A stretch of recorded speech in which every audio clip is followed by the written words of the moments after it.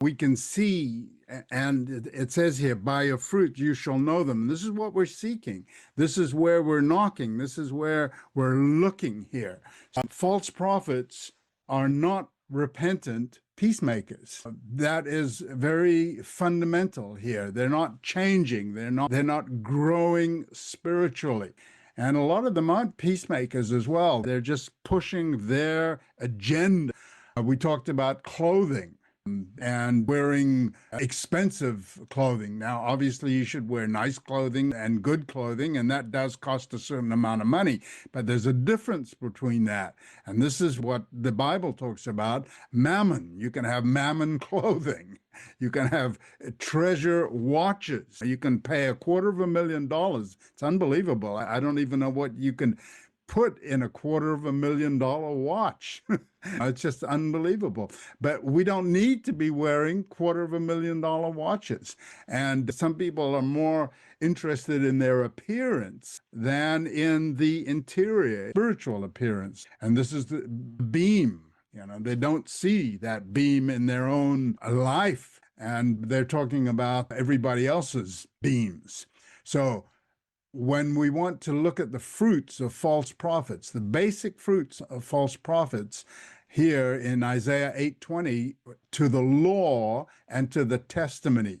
If they speak not according to this word, it is because there is no light in them.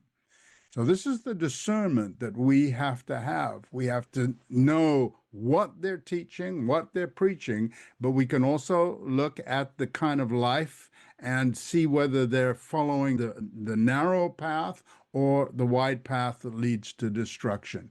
There are, unfortunately, many false prophets today, false religious leaders, and we have to be very careful with our discernment.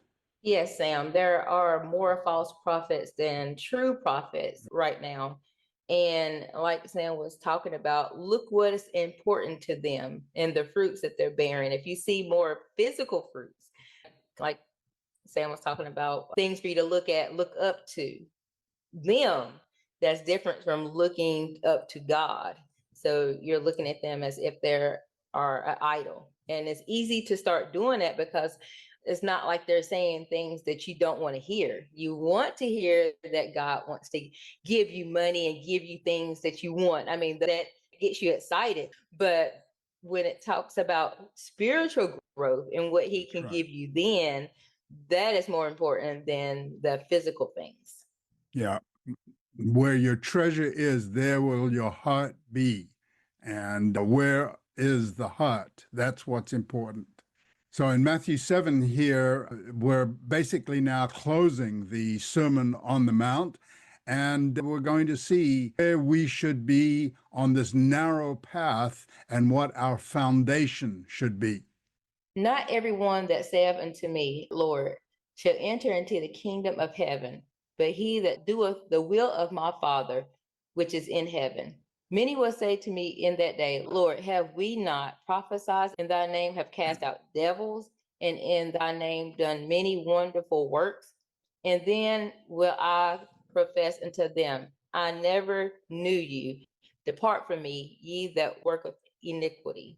Therefore, whosoever heareth these sayings of mine and doeth them, I will liken him unto a wise man, which built his house upon a rock. Uncover the mystery of Adam and Eve's nakedness. Unlock Scripture's core meaning with Biblical Hebrew made simple.